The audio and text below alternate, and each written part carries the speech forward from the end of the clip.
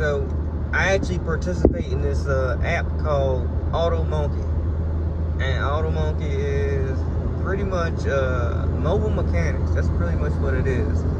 And doing the app, what I typically do is, I'll work when I have free time. I'll make my availability on the app, show availability on the app rather, and they'll book me clientele for people to go out and check out their car and everything like this. So real quick, so I'm going to check out a 2023 BMW X1, and I figured this would be pretty cool to at least show pretty much the life in the shoes of an automotive mechanic.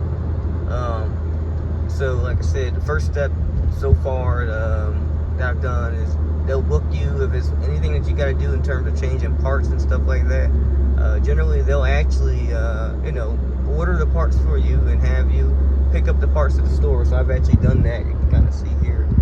I'm doing a brakes and rotor job, including a diagnostic on a BMW 2023.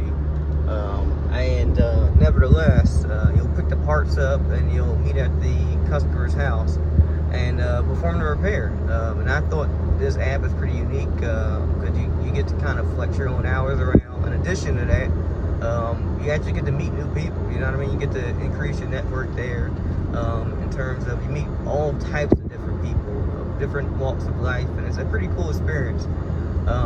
Nevertheless, I'm on my way to the customer's house now, and I'm about 20 minutes out. So, I'll just document pretty much my repair conducted on this BMW. Alright guys, I'm here at the BMW now. This is a prime example of why I don't like newer cars. So, first off, let me make sure there's no personal information shown in the vehicle. But number one, the car, to turn it on, it's got a button here. You can't hear nothing. Like, it's too complicated. I'm now plugging my computer here to read this all out, and I'll be getting some codes off this. There's some codes going on. This is a 2023, guys. 2023 BMW X1. So, the fact that, granted, you don't know how people take care of vehicles, but the fact that you got all these faults. This is a new car, guys. Come on. It makes no sense. Alright, y'all, quick update. You see these brakes here? No parts store in the area has these brakes. I've had to travel far and wide to get these brakes here. Now, this is just a testament of, this is a 2023 BMW. Now, it's insane that, number one, a car manufacturer is going to make a brake pad that's not readily available for a car. That's number one. And then, in addition to that, they're going to put a bunch of technology around it. A brake wear sensor, really the brake wear sensor, that you got to replace every time, that also has low availability. So, it's just a testament of, hey, this is why I don't drive anything extremely new. And again, this is a 2017, I got to find a brake wear sensor and everything else that's not available. That's probably only at BMW, but again, a testament to why these newer cars are not the greatest to have. There you guys, it's nuts. So I just left Napa because Napa had said they had to part these brake pads in stock. Turns out they did not have it wasn't the correct pad. I brought the pad there to validate, but and they mentioned that generally what they notice is that you won't be able to find these parts unless you go to the dealer. That's just what it is. With these newer cars, they made these proprietary pads that you will not be able to go get these unless you go to the dealer.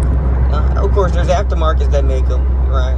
But the masses will not be able to go to a parts store and get these parts. So, it's just things like this are just nuts. So now this day is blown. The customer, I'm pretty sure, will be unsatisfied because their car is not getting repaired, and it's due to parts availability. And again, they drive a BMW, so that's kind of what they could expect. But still, it's nuts. The car I'm in now, the Chevy Sonic, I'm pretty sure I can find pads anywhere. But anyways, it's just insane. Yeah, guys, this is crazy again. Now I have to put all this old parts back on. I'm doing the process now. I just have to put the old rotor back on. Again, this is nuts. This is nuts, guys. I mean, come on, you buy a car, you should be able to get parts for it the same day. Like, it's unacceptable if you can't get your parts the same day, you know, or at least be able to travel within, I'd say, an hour to get your parts. Like, that's just insane. All right, real quick, guys, I figure I'd show this. So, again, it's new BMW. They have these brake wear sensors. Now, to take these out, for my specific case, for this guy, all I had to do was, because the pad's so low, all I had to do was just go to the back side, take a flathead right in there, and bang it straight out. And it came straight out for me. Easy. That's to take it out. And to put it back in, once it's popped out, I take that, you can kind of zoom in there and see there's like a little metal clip in there. You can see it on the back side right here, these little metal tabs. To put this back in, simply put the metal clip around the sensor itself and just push it in. Push it in, I'm trying to do it.